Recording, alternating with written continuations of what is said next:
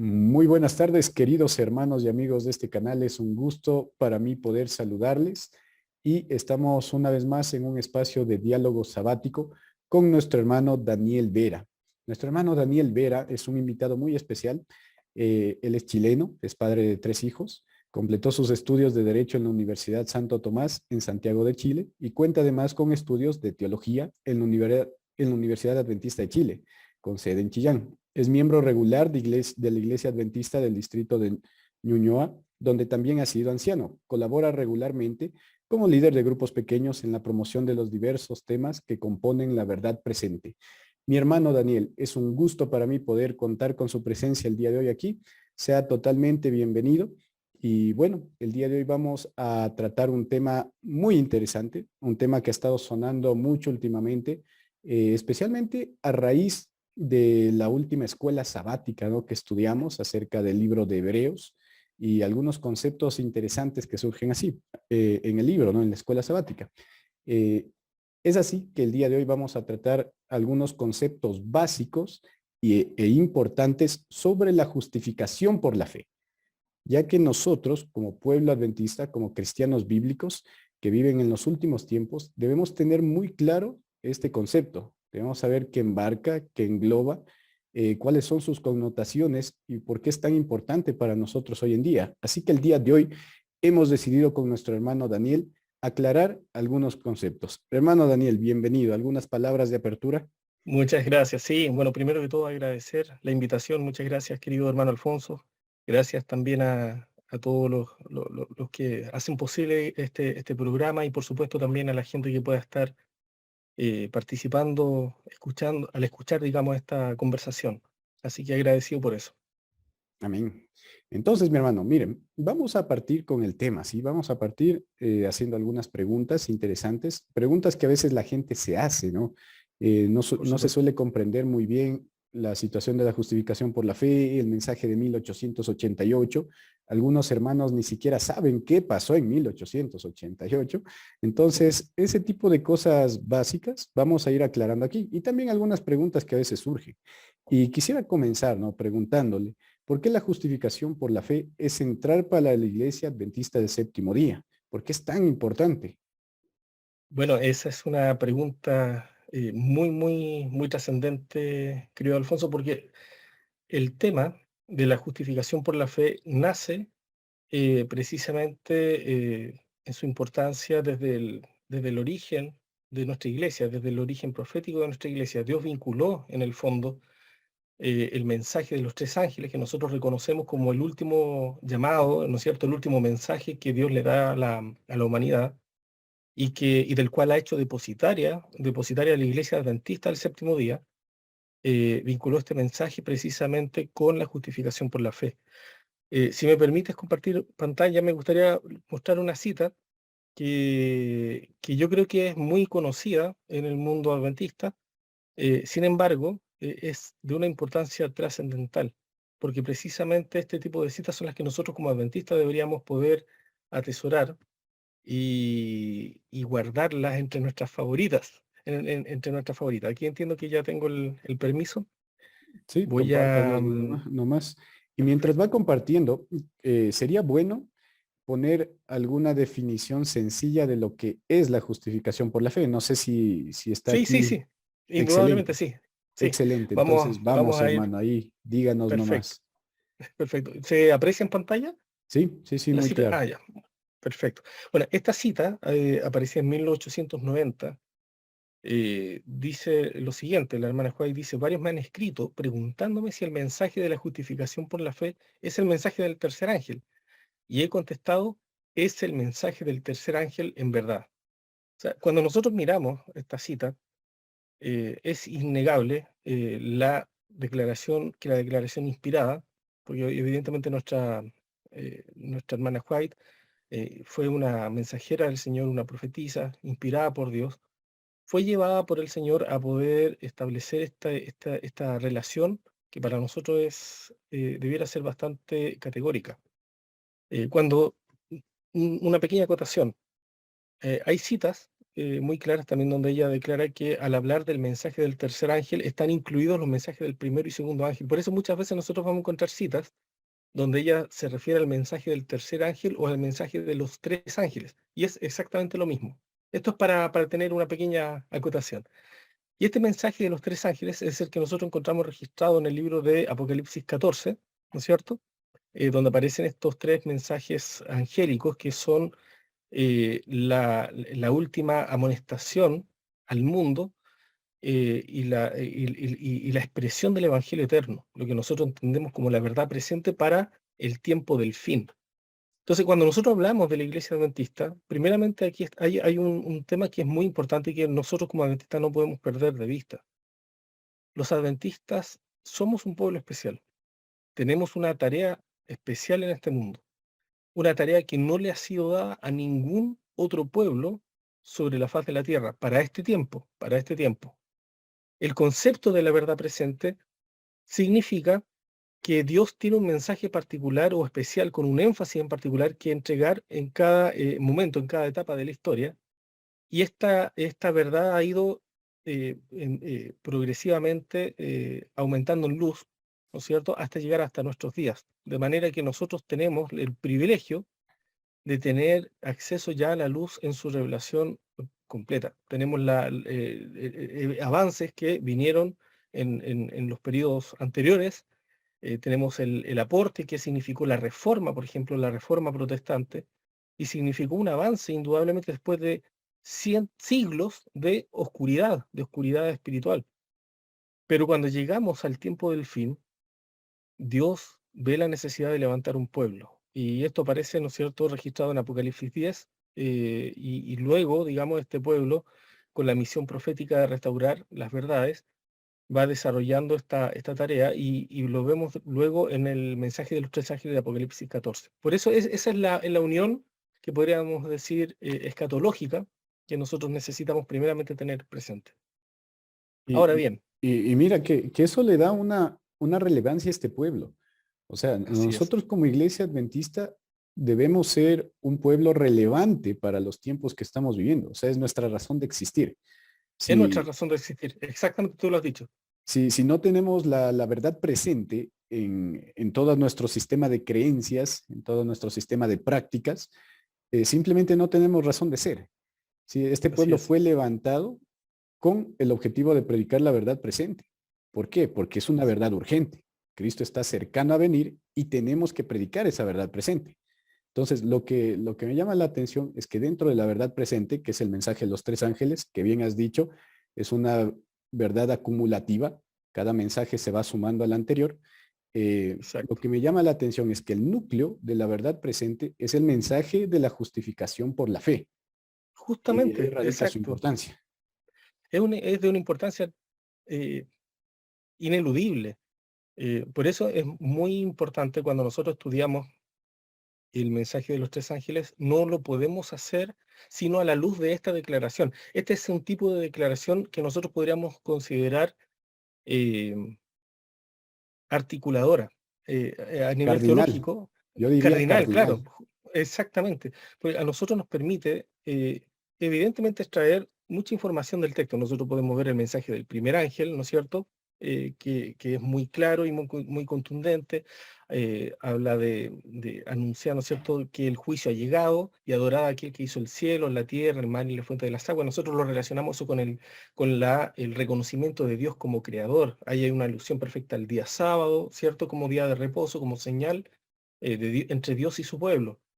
Pero es increíble como todo este mensaje, por ejemplo, ya del primer ángel, está unido a la justificación por la fe. ¿Qué quiere decir esto? Que el tema del juicio, que aparece en Apocalipsis 14 respecto al primer ángel, y el tema de adorar a Dios como creador y reconocer en el sábado, digamos, un sello entre Dios y su pueblo, no lo podemos entender sino a la luz de la justificación por la fe.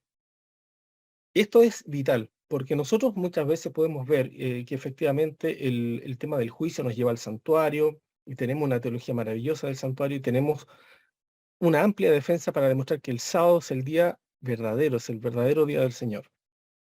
Pero tenemos que entenderlo a la luz de la justificación por la fe. Y esto significa que hay más información que probablemente nosotros no hemos logrado aún escarbar, y que tenemos que hacer ese trabajo como adventistas, tenemos que estudiarlo, tenemos que profundizarlo, porque la justificación por la fe, ¿qué es?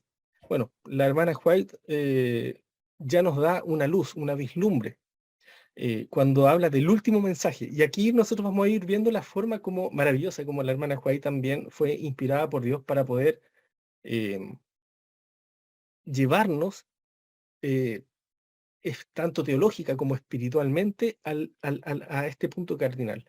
Ella dice lo siguiente respecto a este último mensaje. Dice: El último mensaje de clemencia que ha de darse al mundo es una revelación de su carácter de amor. Los hijos de Dios han de manifestar su gloria en su vida y carácter. Aquí, por eso lo destacamos, han de revelar lo que la gracia de Dios ha hecho por ellos. Entonces, aquí hay un tema que es de una importancia trascendental, porque veíamos recién que el último mensaje de la humanidad, ¿no es cierto? El mensaje de los tres ángeles es el mensaje de la justificación por la fe. Pero a la vez, esta justificación por la fe es una revelación de su carácter de amor. Aquí nosotros tenemos que entrar de lleno a un concepto que lamentablemente, a pesar de que está absolutamente regado en miles de citas, se comenta muy poco dentro de nuestra iglesia, que es el concepto de la vindicación, el concepto de la vindicación final. Para entender la vindicación final, nosotros tenemos que remontarnos al principio hermenéutico, teológico del gran conflicto. El gran conflicto no es simplemente la historia de cómo surgió el mal en el universo, no es simplemente eso. El origen del gran conflicto nos remonta al momento en que Satanás, bueno, en ese entonces Lucifer, decide rebelarse contra Dios, contra su autoridad. Y para hacerlo, dice la pluma inspirada, que amplifica obviamente esta luz para nosotros, decidió como estrategia atacar la ley de Dios. ¿Por qué? ¿Por qué decidió atacar la ley de Dios? Porque la ley de Dios es un reflejo, dice la misma pluma inspirada, ¿no es cierto? Es un reflejo del carácter divino, es un trasunto de su carácter. Al atacar la ley, ataca la autoridad de su creador, del legislador del universo. Entonces nosotros entendemos que lo que pasó realmente en el gran conflicto, y esto es lo que nosotros nunca debiéramos perder de vista, que Lucifer puso en duda el carácter de amor de Dios. Lo presentó ante los mundos no caídos, ante todo el universo, lo presentó como un tirano que le había dado arbitrariamente leyes a todas sus criaturas, leyes en las cuales ellos no habían participado, que ellos no habían decidido democráticamente, y los indujo a creer que ellos eran capaces de crear sus propias leyes o mejores leyes que las que Dios había creado. Entonces puso en duda el carácter de Dios y puso en duda, por lo tanto, las leyes que él había dispuesto para la felicidad de de todas sus criaturas. Entonces, cuando nace esta duda que se empieza a sembrar sobre el carácter de Dios, nace inmediatamente la necesidad de vindicar el carácter de Dios. La vindicación es un acto de justicia, hacerle justicia a Dios, es demostrar jurídicamente y de una forma totalmente categórica que el carácter de Dios es amor, que el carácter de Dios es justo, que el carácter de Dios es santo. Eso era lo que había sido puesto en duda. Por eso cuando surge el pecado no surge sino como una transgresión de la ley divina. El pecado nace precisamente en su constitución como una transgresión. Fue la primera transgresión la que dio origen al gran conflicto. Fue evidentemente esto lo que abrió la necesidad de vindicar el carácter de Dios. Y uno se pregunta por qué Dios no interrumpió, digamos, esta rebelión y inmediatamente aniquiló a los, a los rebeldes. Bueno, precisamente la hermana Juárez lo desarrolla de manera maravillosa, justamente en el libro El Gran Conflicto, y en otras partes también hay muy maravillosos textos y luces al respecto, pero ella lo dice de una manera mucho más maravillosa. Y aquí yo simplemente voy a parafrasear o voy a hacer referencia a esas citas, Pero ella dice, en resumen, que si Dios hubiera apagado la rebelión, extinguiendo inmediatamente a los rebeldes, eso le habría dado la razón al enemigo, le habría dado la razón a ellos. Dios se habría visto como un tirano, precisamente. Dios tenía que dejar y lamentar eso, pero tenía que permitir que el mal se desarrollase, que el mal mostrase cuál era su verdadera naturaleza, que el pecado mostrara cuál era su verdadera naturaleza. ¿Qué significa transgredir la ley de Dios? Tenía que eso seguir en su curso. Y cuando este mundo, nuestro mundo, eh, lamentablemente en manos de Adán, ¿no es cierto? Adán y Eva cometen pecado, infringen la ley también desconfían de Dios y prefieren confiar en las palabras del enemigo. Dice la hermana White que ahí el enemigo encontró un argumento del cual quería sacar ventaja. Él quería demostrarle al universo precisamente que ni siquiera el ser humano era capaz de guardar la ley, que el ser humano también se había apartado de la ley de Dios y que por lo tanto era imposible guardar la ley. Entonces, ¿cuál era la necesidad de vindicar la ley de Dios? Era precisamente de demostrar que la ley de Dios puede ser guardada, oponiéndose obviamente a las mentiras de Satanás, que Satanás decía que la ley de Dios no se podía guardar. Bueno, el Señor tenía que venir a demostrar que la ley de Dios sí podía ser guardada. Por eso cuando hablamos de esta revelación del carácter de amor, eh, pensemos, ¿cuál fue la mayor revelación del carácter de amor que Dios tuvo por la humanidad? ¿Cuál Eh, podría ser esa? la muerte en la cruz, obviamente, la muerte en la Indudablemente, cruz. indudablemente. Y ahí es donde nosotros encontramos muchas citas. Obviamente por lo escaso del tiempo no las puedo poner acá en pantalla, pero hay muchas citas que hablan precisamente que fue la muerte de Cristo en la cruz el acto vindicatorio supremo. Fue el acto vindicatorio que refutó, y la hermana Juárez lo dice en estas palabras, con estas palabras, de una vez y para siempre, todas las mentiras que Satanás había dicho, porque nuestro Señor Jesús, desde que nació en este mundo y comenzó a desarrollar su carácter, aprendió, dice la Biblia, aprendió, y lo dice el libro de Hebreos, que ya que como tú comentabas en el folleto de Escuela Sabática, se ha estado comentando mucho acerca de esto. Nuestro Señor, dice la Biblia, aprendió la obediencia, aprendió a obedecer. Y eso implica el desarrollo de su carácter. Y como ser humano, y de hecho la hermana White utiliza la expresión como cualquier hijo de Adán, como cualquier hijo de Adán, vino a este mundo aceptando la ley de la herencia, aceptando nuestra naturaleza caída para poder demostrar no solamente ante este mundo, ante nuestro mundo, sino también ante los mundos no caídos, que la ley de Dios sí podía guardarse. Pero no solamente lo mostró en su naturaleza, digamos, para ejecutar, digamos, por sí solo esa vindicación, sino para dejar un ejemplo que pudiera ser seguido, demostrando que al unirse a Dios, mediante la continua comunión, mediante un sometimiento al Espíritu Santo, un sometimiento permanente, también para nosotros es posible vencer así como Cristo venció. Y eso es lo maravilloso del Evangelio. Por eso cuando hablamos de esta revelación del carácter de amor, y lo vamos a ver seguramente en alguna de las citas que aparecen más adelante, así como Cristo reveló el carácter de amor del Padre y de esa forma vindicó la ley, ¿cierto? Vindicó su ley porque mostró su carácter, mostró el reflejo de su carácter, que es el amor. Así también espera que nosotros como discípulos suyos, como hijos suyos, podamos ser un reflejo del carácter de Cristo.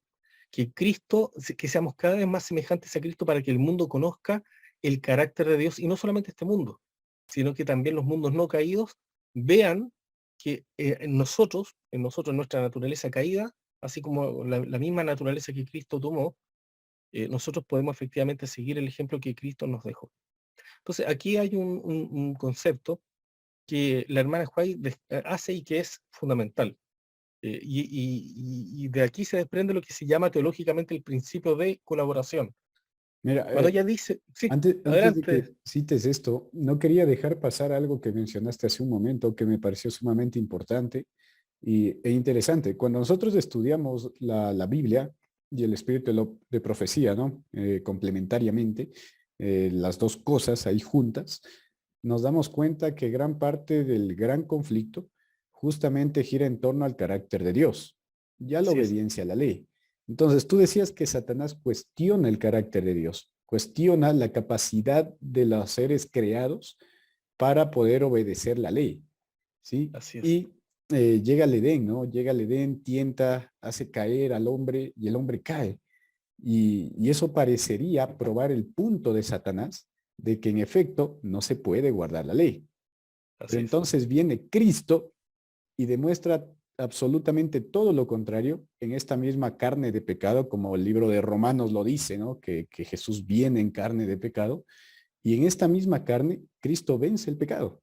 Entonces, Amén, eso, así eso es. llama mucho la atención porque hoy en día hay muchos teólogos, tanto adventistas como no adventistas, que te dicen que el pecado no se puede vencer. Exactamente. Cuando yo escucho eso, automáticamente en mi mente viene la idea de, esta gente está haciendo la obra de Satanás, porque es Satanás el que cuestiona que la ley realmente no se puede obedecer. Es él el que dice la ley no se puede obedecer. Así es. Eres ser humano, tienes herencia pecadora, naciste en pecado, eres pecador por naturaleza, el pecado es tu naturaleza y no tu elección, entonces no puedes vencer al pecado. Y esas Bueno, son los mismos exactamente. cuestionamientos que Satanás usa. Mira, qué importante lo que mencionas. Yo creo que ahí conviene también tener una pequeña, eh, un pequeño alcance, que yo creo que es muy importante. Lo que nosotros estamos comentando está basado indudablemente en la Biblia, son principios bíblicos y son principios que también extraemos del espíritu de profecía. Y como tú bien dices, la Biblia y el espíritu de profecía tienen que trabajar juntos. Son fuentes inspiradas de autoridad. Nosotros eh, tenemos una institución, una organización adventista que se ha ido profesionalizando en el paso del tiempo y indudablemente es muy importante que haya teólogos dentro de nuestra iglesia, indudablemente es muy importante. La labor teológica, bueno, yo lo puedo decir, digamos, con mucho, con un sentido quizás de ¿Experiencia? preocupación por un lado y de experiencia por el otro, claro. Yo sé que hay una gran responsabilidad, en la medida que, como Dios dice, en la medida que más se nos ha dado luz, más responsabilidad tenemos sobre esa luz. Y yo creo que en ese sentido es muy importante que los teólogos eh, entiendan siempre y permanezcan siempre en el rol que les corresponde. Un teólogo es un especialista en un área, digamos, de una disciplina, en un área de investigación. Se puede desarrollar como erudito y especialista en muchas áreas, hay muchas áreas dentro de la teología, pero por muy eruditas que sean sus opiniones, por mucha investigación que haya, cuando hay una declaración inspirada, cuando hay una fuente inspirada, eso está por sobre su erudición. Y esto es algo muy importante. La erudición a veces trabaja, y yo lo puedo decir con total conocimiento de causa, la erudición también trabaja con muchas presuposiciones hermenéuticas. Las presuposiciones hermenéuticas, para explicarlo en forma simple, son pequeños o grandes premisas, preconceptos que nos permiten elaborar ciertos constructos para llegar a una conclusión. Pero a veces las premisas con las que trabajamos son en realidad sofismas. ¿Qué quiere decir esto? Que a veces nosotros trabajamos con ideas que parecen ciertas, pero que pueden estar prejuiciándonos y dándonos una visión sesgada de ciertos textos. El Y no le problema, permitimos el, al texto decir lo que dice, sino que lo que nosotros ya queremos anticipadamente que diga. el Sí, problema dime, es Alfonso. que muchas veces los teólogos, también pasé por teología, ¿no? Yo también pasé por teología. Y el problema es que muchas veces los teólogos dan por sentado ciertos conceptos. Sí, Así como tú es. dices, se establece una base hermenéutica, ¿no? Se tiene una base hermenéutica, la cual no se cuestiona. Entonces, Así es. parten de ciertos conceptos ya establecidos y dan por sentado que están bien. Y a partir de esa premisa se sigue desarrollando la teología. Así Entonces, es. el problema es que no se cuestionan esas premisas y las dan por sentado.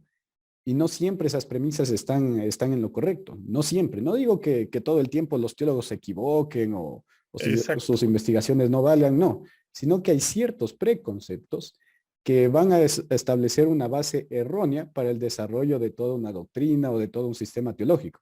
Entonces, Exactamente. pienso que en ese sentido hay que tener mucho cuidado, hay que saber examinar. Y como tú dices, podrá crearse todo un sistema teológico enorme, pero si contradice un simple y sencillo escrito está, de nada sirvió. Así es, así es. Y lo que tú acabas de decir es tan importante, tan importante y tan sencillo a la vez, pero curiosamente tan difícil de aceptar, porque pareciera una ley del espíritu humano que nosotros nos dejamos guiar principalmente por las opiniones de las mayorías, por un lado, por las opiniones de los eruditos. Había doctores en la ley, doctores de la ley en la época de Jesús, que tenían mucho respeto tenían todo el respeto del pueblo, ¿no es cierto? El pueblo los respetaba, los admiraba y los seguía, eh, pero la Biblia, la historia demuestra que ellos estaban profundamente equivocados, eran personas profundamente estudiosas, estudiaban, y nosotros los podemos ver hasta el día de hoy. Yo tuve amigos que son rabinos judíos, y son de una preparación increíble, estudian, y son brillantes en muchas cosas, pero ellos se hacen especialistas en las opiniones de otros eruditos, y comienzan a trabajar sobre ese tipo de dinámica. Entonces, nosotros entendemos que hay principios bíblicos, y es verdad que la Biblia dice, por ejemplo, que en la multitud de consejeros, de sabios, ¿no es cierto?, habita la sabiduría, pero es importante que este consejo esté respetando el principio que tú acabas de decir, un categórico así dice Jehová. O sea, si un consejo de muchos consejeros no sigue este principio, por muy eruditos que sean, a la luz del cielo, a la luz del cielo, no son más hábiles para poder entender el Evangelio que, que lo que puede ser cualquier ignorante, digamos, de las Escrituras. Realmente es increíble, pero cierto. Y aquí nosotros tenemos que tener esta claridad. Precisamente por eso partíamos del origen profético de la iglesia adventista, porque cuando Dios levantó esta iglesia, y cada vez que levanta un pueblo para dar una verdad al mundo, así lo hizo con el pueblo de Israel también en el pasado, levantaba profetas que guiaran al pueblo y que también lo mantuvieran dentro, ¿no es cierto?, del marco de la doctrina, dentro del marco de la verdad presente. Entonces, cuando Dios levantó a este pueblo, Dios le dio el privilegio y la responsabilidad también de atender los testimonios, los escritos inspirados de la hermana White. Por eso estas citas son tan importantes, porque cuando nosotros las analizamos y vemos que son citas inspiradas, más allá de lo que pueda decir una definición teológica, por ejemplo, podríamos acudir a un diccionario teológico, un diccionario bíblico, hay muchos eruditos por montones, pero yo me quedo con estas citas que son inspiradas y me parece que son mucho más claras.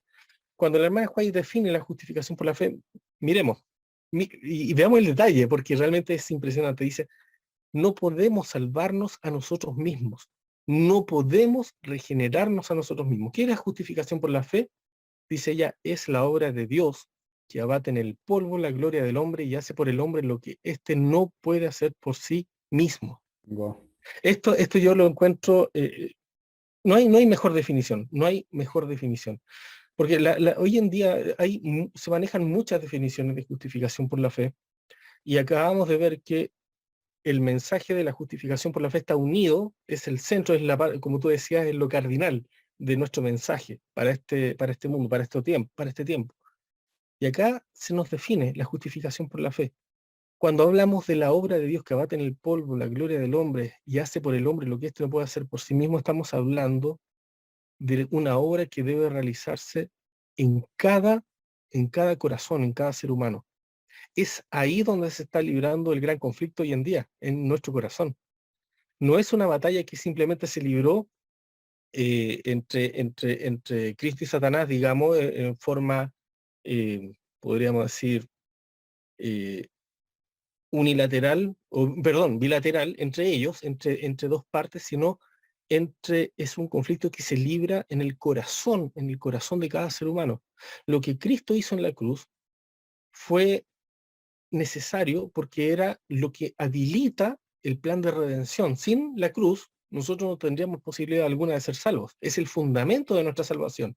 La cruz es el fundamento, es lo que causa, ¿no es cierto? Lo que causa que nosotros podamos ser salvos. Pero es una provisión para que todo aquel que en él cree, ¿no es cierto?, pueda aceptar este regalo, aceptarlo. ¿Y dónde se acepta? En el corazón. La justificación por la fe es todo lo opuesto a lo que el enemigo quiere presentar de su plan. El plan del enemigo era sembrar desconfianza en Dios. El plan de Dios en la justificación por la fe es que el hombre dependa de Dios. El Señor nos dice, separados de mí, nada podemos hacer. La única forma en que el ser humano puede guardar la ley es uniéndose a Cristo, vinculándose con Cristo. Podemos querer guardar la ley por nosotros mismos. ¿Y cuál va a ser el resultado? Lo podemos ver en cuántos ejemplos bíblicos. El joven rico guardaba la ley a la luz de lo que él mismo decía o lo que él pensaba. Él decía, yo todo esto lo he guardado desde mi juventud, ¿cierto? Él guardaba los 10 mandamientos, pero la guardaba, dice, por sí mismo, con sus propias fuerzas. Y cuando nosotros guardamos la ley por nosotros mismos, eso es ante Dios ¿qué? Como trapos de inmundicia. No tienen ni un solo valor. La obediencia solamente es acepta ante Dios. Y esto es lo maravilloso de la justificación por la fe. La obediencia solo es acepta por Dios cuando es producto de mi relación con Cristo, cuando es producto de la obra que Dios está haciendo en mi corazón. Efesios 2:13 dice, porque Dios es el que en vosotros produce así el querer como el hacer por su buena voluntad. O sea, yo puedo tener el deseo, la intención de hacer el bien. Y seguramente el joven rico también tenía el deseo de guardar la ley. Y quería guardar la ley y hacía su mejor esfuerzo. Pero ¿cuál era el problema del joven rico? Que guardaba la ley por sí mismo, por sus propios medios, con sus propias fuerzas. No dependía de Dios para eso. Tenía que obrar en él un cambio de corazón. El gran problema que nosotros tenemos y enfrentamos como seres humanos en nuestra naturaleza caída es que nosotros somos débiles física y moralmente, y no tenemos fuerza en nosotros mismos para poder guardar la ley. Si nosotros pensamos, por ejemplo, cuáles son, y llevámoslo a un terreno práctico, a un terreno muy, muy práctico. El problema de una persona, por ejemplo, que está luchando con una adicción, sea cual sea, puede ser alcohol, puede ser el cigarrillo, puede ser cualquier adicción maligna, ¿no es cierto?, que se instala en la vida de una persona. Una persona puede tener el deseo de guardar la ley, y puede tener el deseo de hacer la voluntad de Dios y saber que eso es malo, por lo tanto, renunciar a ese tipo de pecado. ¿Cuál es la parte del hombre y cuál es la parte de Dios? Esta es la gran pregunta. ¿Hasta dónde llego yo y dónde comienza la obra de Dios? Recordemos lo siguiente. Cuando el joven rico se fue, es muy interesante la Biblia porque yo amo esa parte del relato cuando los discípulos se miraban entre sí y veían que el joven rico se fue triste porque no fue capaz de dejar sus posesiones, que era lo que Jesús le había pedido, ¿no es cierto?, que lo diera a los pobres, y el joven rico se fue triste porque dice la Biblia tenía muchas posesiones. Y los discípulos se miraban entre sí y decían, eh, si este que guardaba toda la ley no es salvo, no puede ser salvo, ¿qué nos queda a nosotros? ¿Cómo nosotros podremos ser salvos? Y Jesús, conociendo el pensamiento de ellos, esto es lo maravilloso, les dice, lo que para el hombre es imposible, para Dios no es imposible. ¿De qué estaba hablando Dios? ¿Qué es lo imposible para el hombre? ¿Qué es lo imposible? En el camino a Cristo aparece la respuesta. En las páginas, creo que 16, 17, cuando dice, lo que es imposible para el hombre es cambiar su propio corazón. Nosotros podemos cambiar los hábitos, podemos cambiar ciertos hábitos, podemos ejercer dominio propio. Hay mucha gente que ni siquiera es cristiana, y que tiene dominio propio, y puede cambiar muchos malos hábitos por buenos hábitos. Perfecto, hasta ahí puede llegar el ser humano. Pero el deseo de hacer lo malo va a seguir ahí. Porque del corazón, dice la hermana White en El Camino a Cristo, del corazón es de donde emanan los deseos, de ahí emanan los deseos. Entonces, si una persona tiene un problema con una adicción, y por ejemplo quiere dejar el cigarrillo, puede, puede unir su voluntad, ¿no es cierto?, su esfuerzo humano al poder divino. De eso se trata la justificación por la fe. Entonces el ser humano obra y el Espíritu Santo obra en él. En la medida que se unen ambos, el ser humano va a hacer su parte. ¿Cuál es la parte del ser humano? Dejar de fumar. Ahora, ¿puede una persona dejar de fumar? Por supuesto que puede hacerlo. Él tiene el poder de la voluntad. Tú decías recién algo muy importante, cuando el enemigo tomó cautivo, digamos, a este mundo, ¿no es cierto? Hizo que el hombre pecara, pasó algo importante. Cristo se interpuso inmediatamente en Génesis 3:15. Ese texto es maravilloso. Enemistad pondré entre ti y la mujer, ¿no es cierto? Entre tu simiente y la simiente suya. ¿Qué significa eso? Significa que Dios intervino para mantener en el hombre la capacidad de elegir. Por eso en Deuteronomio aparece el Señor diciendo: he aquí pongo delante de ti la vida y la muerte, escoge pues la vida para que vivas, escoge el bien.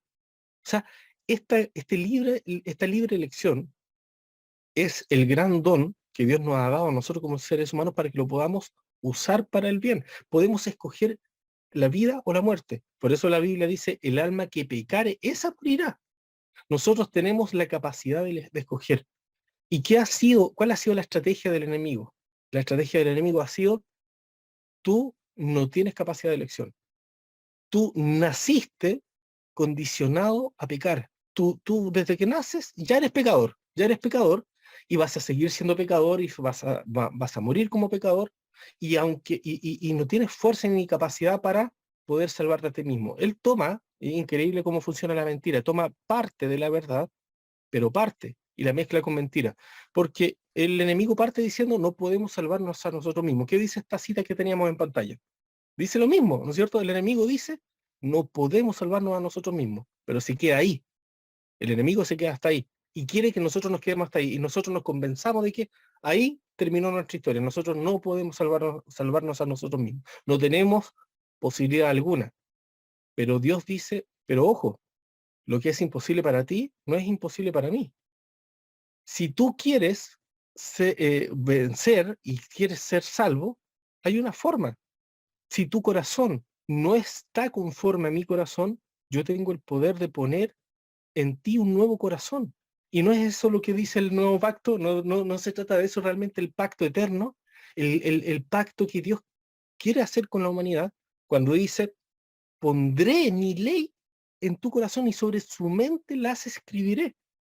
Eso es el nuevo nacimiento, esa es la experiencia del nuevo nacimiento, por eso es tan importante. Sí, adelante, Alfonso. Y mira que justamente la cita que pones en este momento menciona que la obra de la justificación por la fe es una obra de regeneración. Así es. La regeneración es decir, un cambio total, un cambio de mente, un cambio de comportamiento, un cambio total.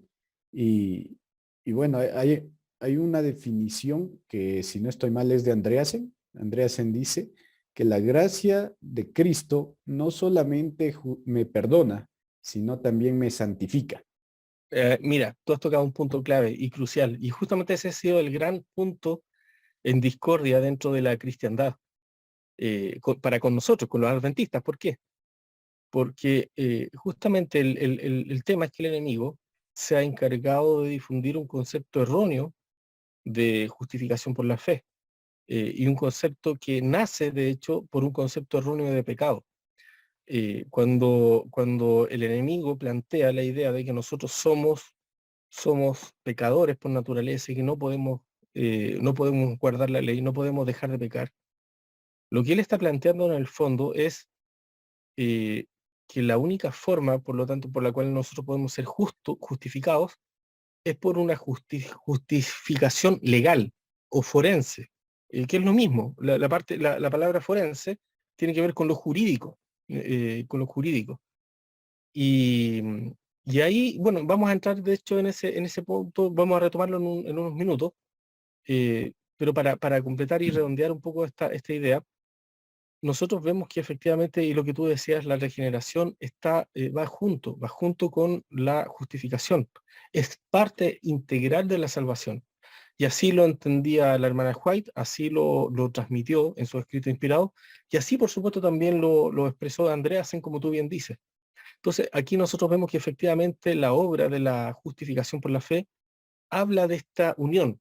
Por eso se habla del principio de colaboración, porque es la unión de mi esfuerzo humano con el poder divino. Entonces, en la medida que, por ejemplo, un adicto está luchando contra una adicción, pero tomó la determinación de abandonar el vicio, abandonó el cigarrillo, por ejemplo, pero el adicto puede decir, ¿quién me cambiará mis deseos? Bueno, esa es la obra del Espíritu Santo. Ese es el milagro que Dios quiere hacer en cada uno de nosotros. Y la hermana White dice, como yo lo decía hace un rato, que cuando Dios instala este nuevo corazón, del nuevo corazón emanan nuevos deseos. Eso es lo maravilloso. Esa parte a mí me encanta. Cuando en el camino a Cristo dice, de un nuevo corazón emanan nuevos deseos. Y los deseos que antes teníamos quedan extirpados del carácter, son extirpados del carácter. Cuando nosotros comenzamos esta nueva naturaleza, esta nueva vida, llegamos a amar lo que antes odiábamos y llegamos a odiar lo que antes amábamos. Y mira Este que tipo de cambio es un milagro.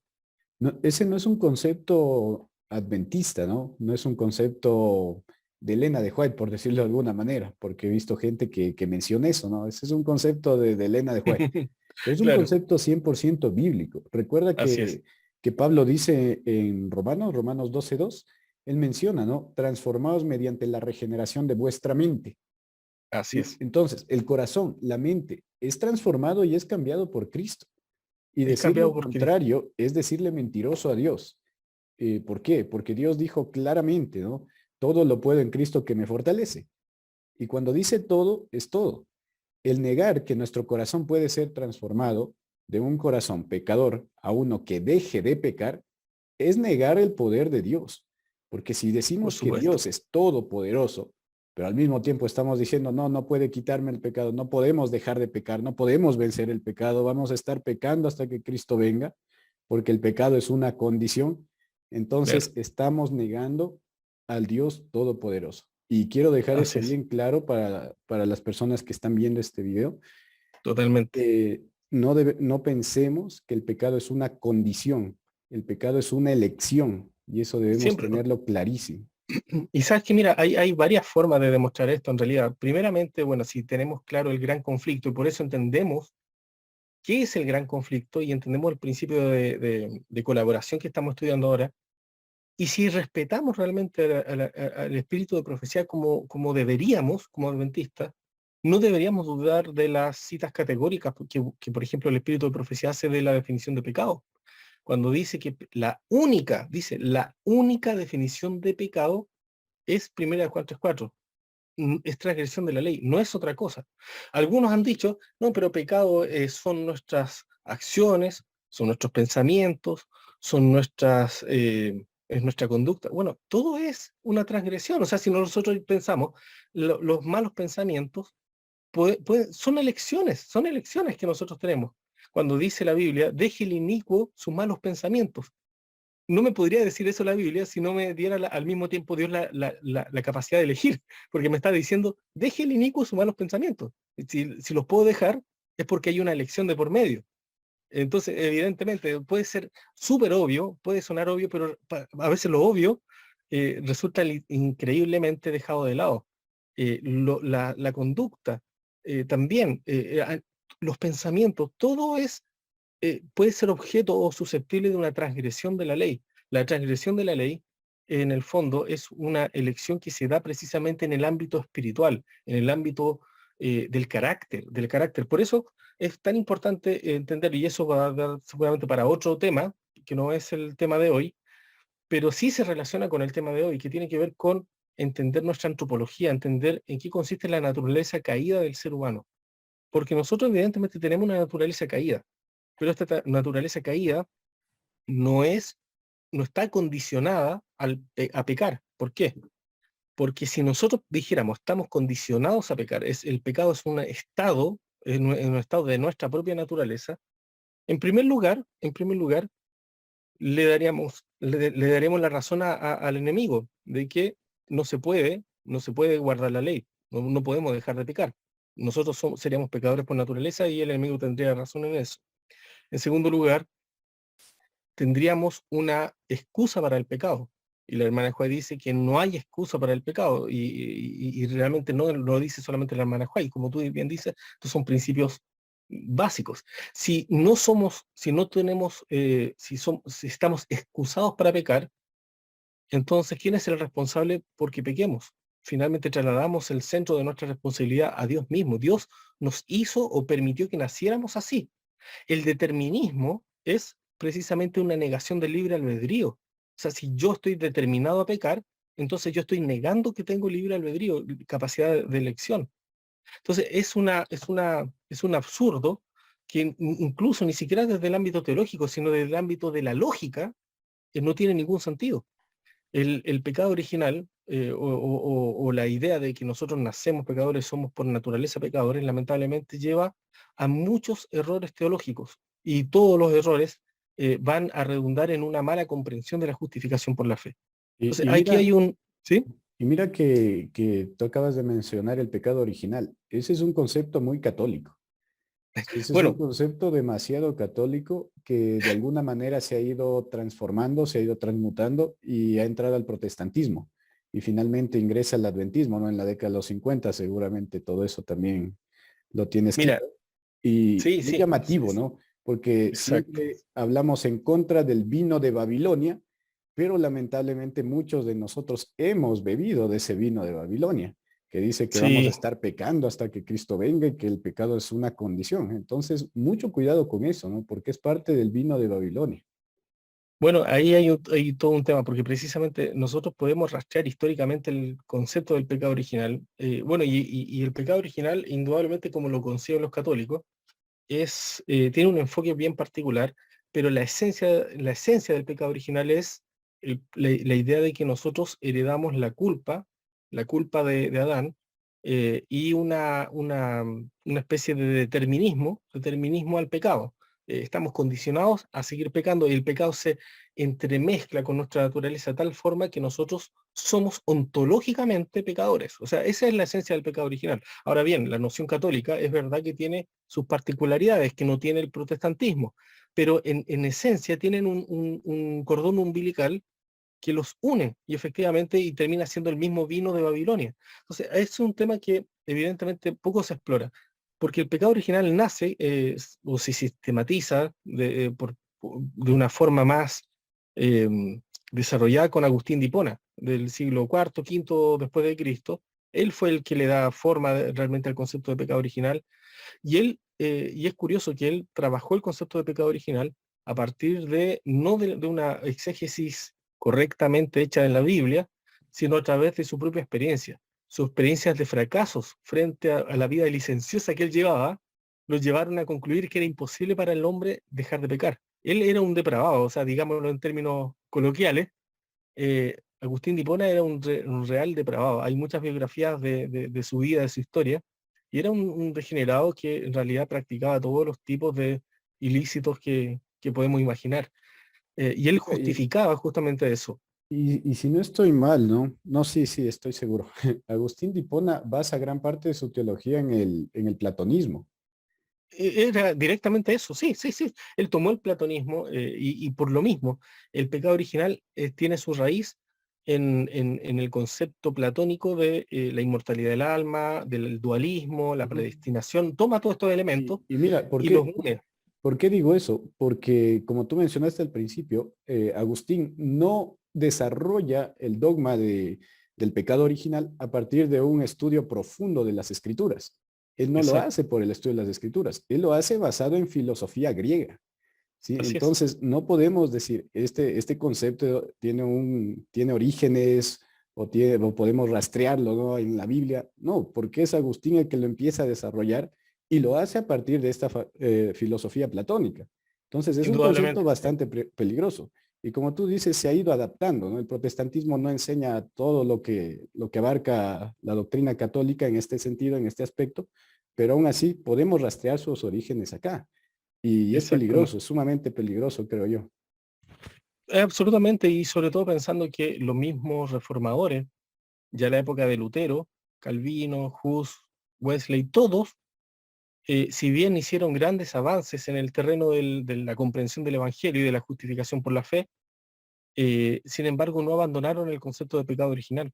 Ellos siguieron siendo firmes creyentes del pecado original. O sea, de hecho, el mismo Lutero fue el que él desarrolló este concepto que era el simul justus et pecador, al mismo tiempo justo y pecador. Entonces, importante esto para entender un poco cómo eh, a veces nosotros mirando muy de cerca el protestantismo, que es, bueno, la reforma, luego los movimientos protestantes, nosotros venimos a nacer un poquito después con una naturaleza singular, para diferenciarnos de todas estas corrientes teológicas que estaban imperando hasta que llegó la iglesia adventista. Entonces, cuando nosotros miramos los conceptos que la hermana Joy trabaja, son totalmente distintos a los que se vienen trabajando desde todos estos siglos, obviamente, hasta incluso la llegada del protestantismo. Fíjate, por ejemplo, cómo la hermana White insiste en el concepto del principio de colaboración.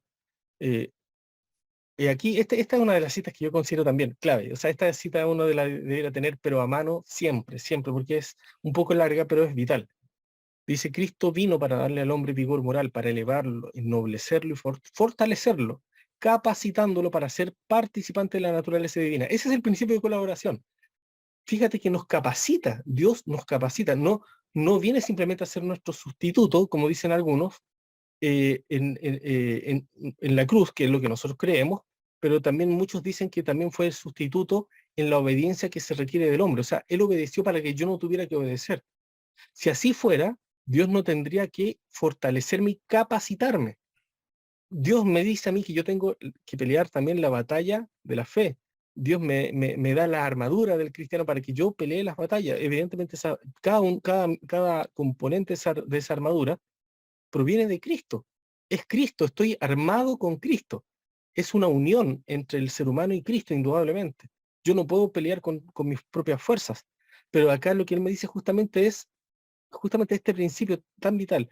Tenemos que ser participantes de la naturaleza divina, unirnos a Él. Entonces, habiendo oído, dice, de la corrupción que hay en el mundo a causa de la concupiscencia. O sea, es separarnos del mundo, separarnos de la maldad, separarnos del pecado. Él, Cristo, probó a los habitantes de los mundos no caídos y a los seres humanos que puede guardarse la ley. Mira cómo tiene de claro el concepto del gran conflicto, Sí, lo que sí, sí. comentábamos recién. Siempre la hermana White nunca pierde de vista el gran conflicto. Cristo tenía que vindicar y demostrar ante el universo que puede guardarse la ley. ¿Y qué hizo Cristo cuando vino a la tierra? Dice, mientras poseía la naturaleza del hombre, él obedeció la ley de Dios vindicando. Fíjate que usa estas palabras que nosotros deberíamos verla más seguido porque a veces las pasamos por alto, pero ahí dice claramente, vindicando la justicia de Dios que exigía su obediencia. En el juicio, su vida será un argumento incontestable a favor de la ley de Dios. Y Mm. fíjate, aquí viene la parte nuestra, y por eso aquí nosotros vemos cómo el ser humano se une a la vindicación que Cristo hizo. Al unirse a Cristo, los seres humanos también, ¿no es cierto?, en una naturaleza caída, ¿no es cierto?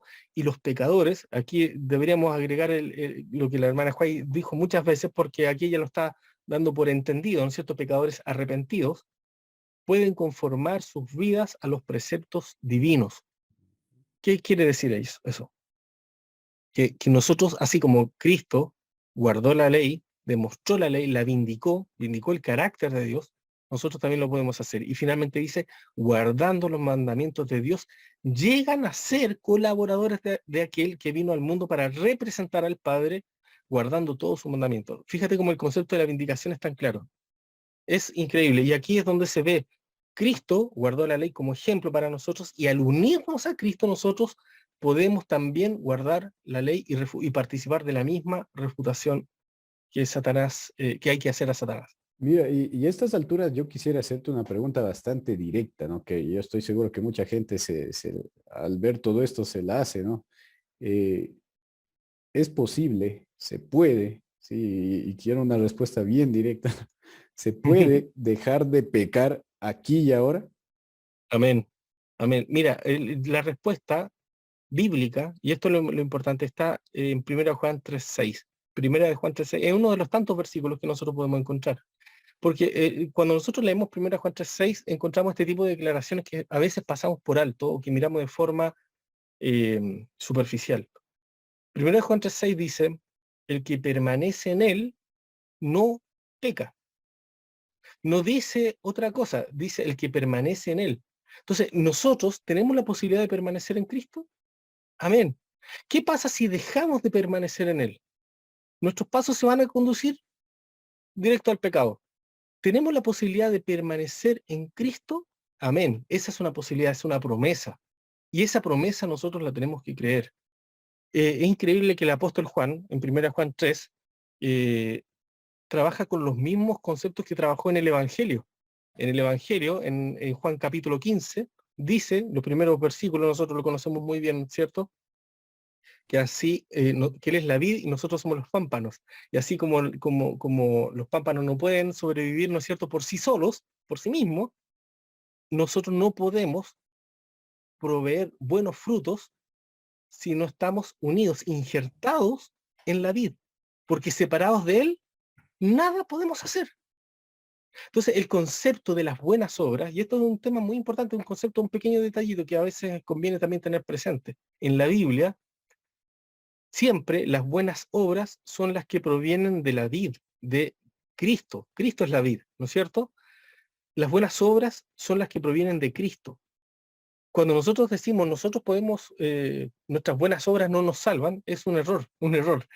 Si nosotros entendemos la Biblia nunca usa la expresión buenas obras para referirse a las obras que el ser humano puede producir por sí mismo. Fíjate, nunca en la Biblia las obras, así a secas, las obras a secas, constituyen las buenas obras. Las buenas obras siempre es un concepto, una expresión que solamente se aplica a las obras que provienen de la vid, cuando nosotros estamos injertados en él. Por eso cuando en Efesios 2:10, por ejemplo, dice que nosotros somos preparados para buenas obras, fíjate, buenas obras, las cuales Él preparó de antemano para que anduviésemos en ellas. Entonces las buenas obras nunca están en nosotros, nunca se originan por nosotros mismos. Se originan en nosotros, se producen en nosotros, pero es cuando estamos injertados en Cristo, cuando permanecemos en Cristo. Por eso la permanencia en Cristo, la unión con Él, es un principio, es el principio de colaboración, es el principio fundamental. Cuando Andreasen hablaba de la justificación por la fe, él decía, Cristo vino a demostrar que lo que puede suceder con todo ser humano que se somete a Dios, fíjate que usó la palabra que se somete. Eso es el principio de colaboración. Y lo usaba también el apóstol Pedro, creo, cuando dice, someteos pues a Dios, resistid al diablo, y éste huirá de vosotros. Someteos a Dios. La clave del principio de colaboración es someterse a Dios. Cristo, en su vida, ¿demostró este principio? Indudablemente Todo el sí. tiempo. Cristo, desde que dice que aprendió la obediencia, aprendió a someterse, aprendió a depender del Padre, pasaba horas y horas de continua comunión con el Padre. Y ese fue el ejemplo que a nosotros nos dejó. Entonces, aquí nosotros encontramos justamente, aquí está, bueno, este justamente es Juan capítulo 15, versículo 5, ¿no es cierto?, que es tan conocido. Que aunque tengamos una naturaleza pecaminosa, nosotros podemos vencer todo pecado. Y aquí es donde nosotros encontramos este concepto que es tan clave. Podemos tener una naturaleza caída o pecaminosa, pero tener una naturaleza pecaminosa no significa que es una naturaleza pecadora. La naturaleza pecaminosa es una expresión que usa mucho la hermana White para describir que somos débiles frente al pecado, que somos naturalmente débiles, que nosotros, a menos que tengamos, que aprendamos a depender de Dios, a menos que aprendamos a someternos a Dios, nuestro carácter va a ir en pos de buscar el pecado, indudablemente. Pero 1 Juan 3:6 es claro, todo aquel que permanece en él no peca. Y el versículo 9 es más maravilloso todavía porque dice, y no puede pecar, porque la simiente que es Cristo, ¿no es cierto?, permanece en él. O sea, es tan categórico que lo repite, lo reitera. O sea, dice, el que permanece en Cristo no peca y no puede pecar, porque la simiente que es Cristo permanece en él. O sea, la presencia de Cristo en la vida de nosotros nos separa del pecado. Y si nos separa del pecado, entonces nosotros, nuestra propia naturaleza, ontológicamente hablando, no es pecado. ¿Te das cuenta cómo la misma Biblia va respondiendo a eso? O sea, nosotros no podríamos dejar el pecado. Acá dice la Biblia, ¿no es cierto? El que permanece en él no peca, por lo tanto no hay pecado en nosotros. ¿Y cómo podríamos nosotros seguir considerándonos pecadores cuando Cristo muere en nosotros? Somos pecadores arrepentidos, somos pecadores, podemos decir, perdonados, ¿no es cierto? Un pecador arrepentido, perdonado, es un ex pecador. Y por eso el propósito de Dios es lo que dice después en 1 Juan 2:1. Hijitos míos, estas cosas os escribo para que no pequéis. O sea, si nos pide eso es porque podemos no pecar. Entonces, aquí es donde viene, digamos, esta cita que por eso es tan importante. Tú me preguntabas, la primera pregunta que tú hacías cuando compartimos la conversación es, ¿por qué es tan importante esto para la iglesia adventista? Y esta cita es fundamental, porque nosotros hace mucho tiempo esperamos la segunda venida, predicamos la segunda venida, hablamos que es necesario que venga, ¿no es cierto?, el derramamiento de la lluvia tardía, y fíjate lo que dice esta cita, dice, el gran derramamiento del Espíritu de Dios que ha de alumbrar toda la tierra con su gloria, no sobrevendrá hasta que tengamos un pueblo esclarecido que sepa por experiencia lo que significa ser colaboradores juntamente con Dios. Wow. O sea, el principio de colaboración, cuando lo entendamos como adventistas, dice que es fundamental para que venga sobre nosotros el derramamiento. Y dice, cuando tengamos una consagración completa y sincera al servicio de Cristo, Dios reconocerá el hecho derramando su espíritu sin medida, pero esto no ocurrirá mientras la parte más grande de la iglesia no trabaja juntamente con Dios.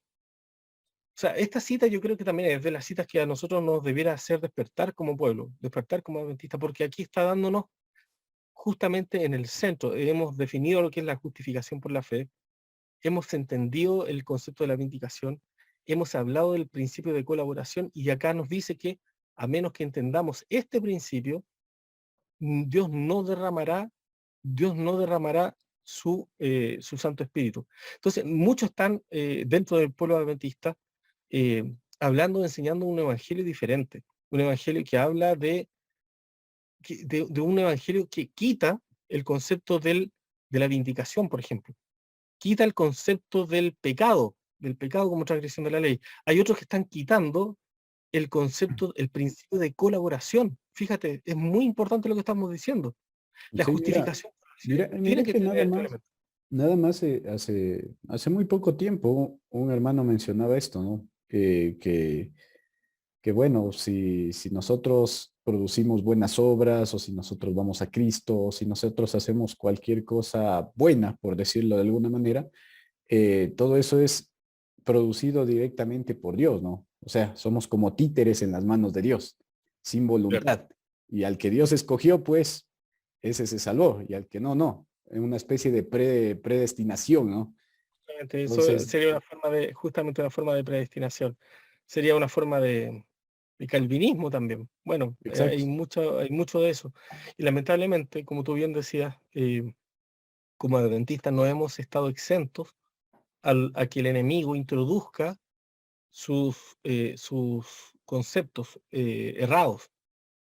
Como pueblo, sí, por supuesto, hemos sido penetrados con ideas erróneas. Por eso es tan importante que nosotros entendamos la importancia tú decías, de 1888. ¿Acá se discutieron estos conceptos? Por supuesto que sí, pero 1888 fue más que solamente los días que duró el Congreso. 1888 fue marcó un periodo, un hito, que siguió en los años posteriores. Y aquí es muy importante, nosotros sabemos que está, bueno, ahí está las fotos de Wagoner y Jones, que fueron los predicadores, ¿cierto? Que la hermana White describió como mensajeros que traían un mensaje del cielo. No los definió como profetas, pero sin duda alguna que ellos presentaron este mensaje. La hermana White dice, de hecho, habla de este mensaje que Dios envió a su pueblo, o sea, a nosotros como adventistas, por medio de estos pastores, y ella dice, usa la expresión, dice, un preciosísimo mensaje. Es un mensaje de alto precio, de alto valor. Y nosotros como adventistas no hemos escudriñado la naturaleza de este mensaje. Y acá habla justamente de la justificación por la fe, ¿cierto? Y cuando ella habla de la justificación por la fe, no está hablando de Lutero, está hablando justamente de Wagner y Jones. ¿Por qué? Veamos lo que dice el mismo Conflicto de los Siglos. Dice, la doctrina de la justificación por la fe tan claramente enseñada por Lutero se había perdido casi totalmente de vista. El aporte de Lutero estaba en función del contexto histórico en el cual a él le tocó vivir. Ocupaban, dice, su lugar los principios del romanismo de confiar en las buenas obras para obtener la salvación. Estábamos hablando de la salvación por obras, ¿cierto? Una salvación por esfuerzo propio.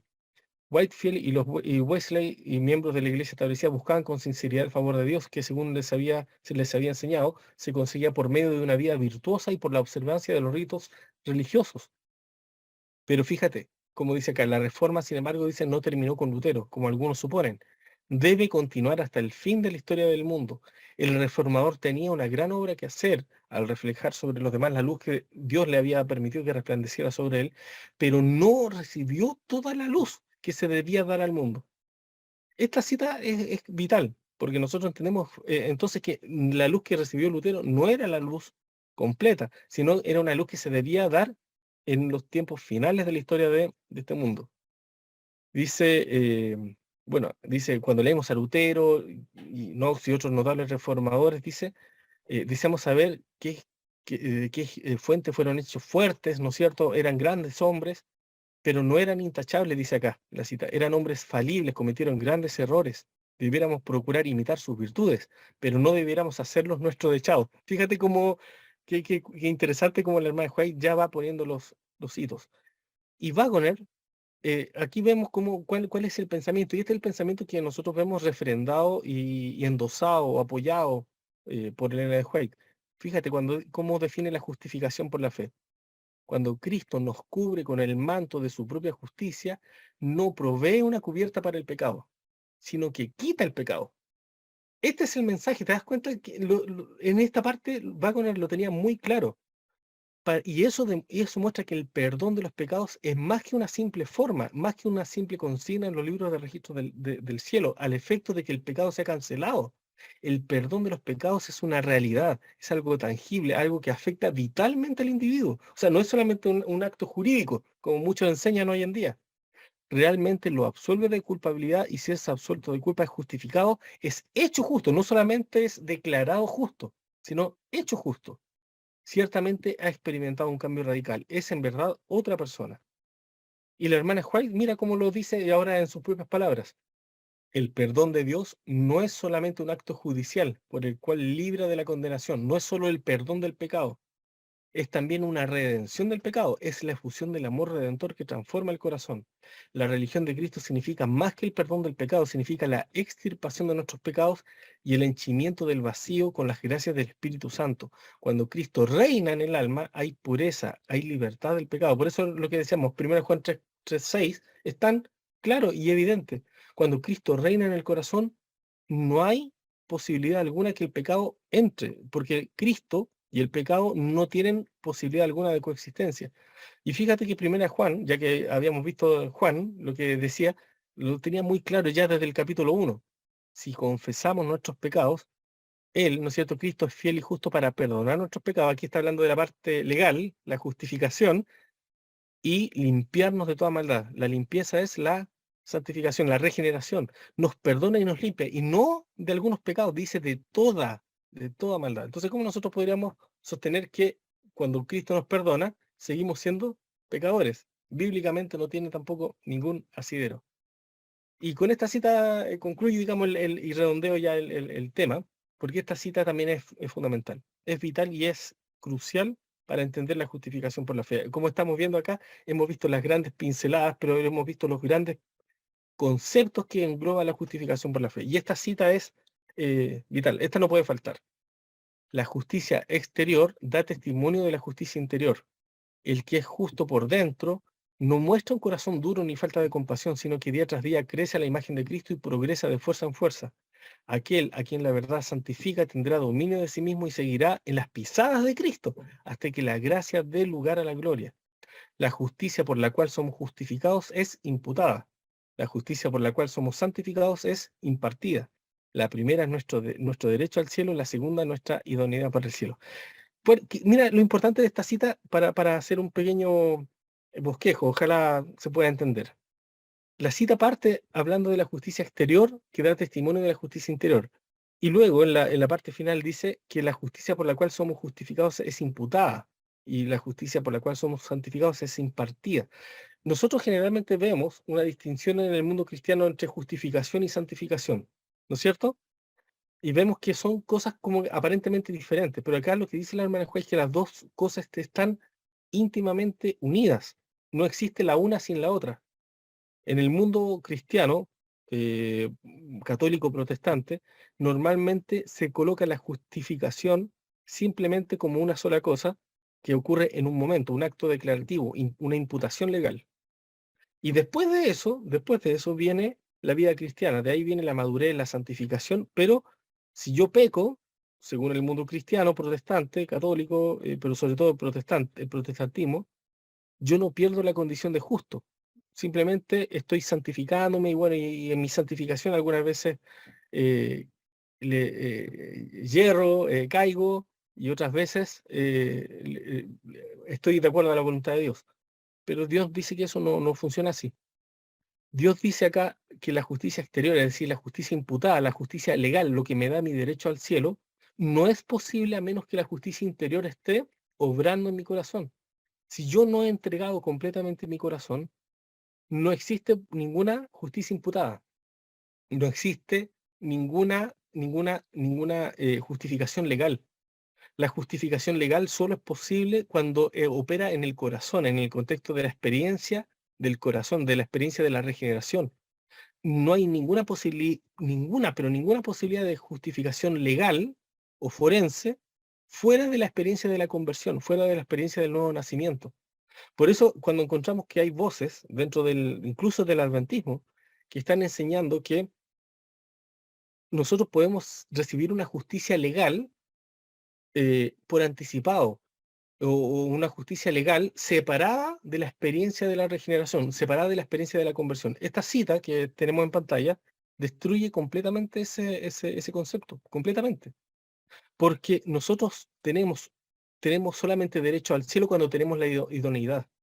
Hay citas que obviamente por tiempo no podemos compartir, pero las vamos a comentar. Están sí en el Camino a Cristo, por ejemplo, donde la hermana Juárez dice claramente que si Cristo nos salvara eh, sin la idoneidad, el cielo sería una tortura para nosotros. Nosotros no encontraríamos en el cielo nada que nos diera placer porque todo lo que encontraríamos en el cielo sería totalmente opuesto a lo que nos da placer acá en la tierra. Entonces, aquí hay un concepto que es vital, es importante. Dios nos hace candidatos para el cielo, nos hace idóneos para el cielo, y solo entonces tenemos el derecho para el cielo. Por eso, el concepto de pecado es tan importante de entender porque es vital para entender en qué consiste el sellamiento, el sello de Dios. Hablamos del sábado. ¿En qué consiste la obediencia del sábado? No es simplemente la lealtad intelectual al cuarto mandamiento. El sábado es una experiencia de santificación, es una experiencia santificadora. Si yo no estoy siendo santificado en mi vida todos los días, entonces yo no, cuando llegue el día sábado, el sábado no va a ser para mí ni una bendición ni una santificación. Yo no voy a estar guardando el sábado si el resto de los días de la semana no he estado en Cristo, porque para guardar el sábado tengo que estar en Cristo. Y no puedo estar en Cristo solamente el séptimo día de la semana. Tengo que estarlo todos los días, las 24 horas. Es una experiencia permanente. Por eso aquí hay un pequeño recuadro, pero es básicamente lo que nosotros acabamos de ver, cómo se compara la comprensión católico-protestante con la comprensión que tiene la Iglesia Adventista a partir del mensaje de 1888, del concepto de pecado original a un concepto de pecado como transgresión de la ley, de un concepto de justificación por la fe meramente legal o forense, a un concepto de justificación por la fe que considera la justicia de Dios como una sola, justicia imputada e impartida como una unidad.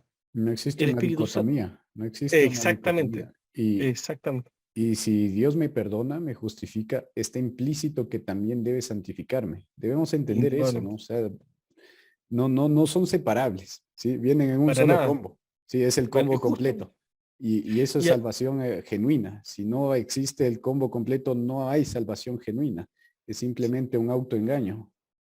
Así es. De hecho, tú puedes acordar que hay un tipo de argumento que generalmente se da contra nuestra perspectiva de la justificación y la santificación como una unidad, que es la experiencia del ladrón en la cruz. Mm. Porque nosotros vemos que el ladrón en la cruz, eh, Ese tema, ese tópico me gustaría topar más adelante. Creo que en otro video, porque ahorita ya se sí, nos seguro, alargó. Pero sí, sí, el ladrón en la cruz es uno de los argumentos más usados y sí me gustaría darle su espacio para poder desenvolverlo.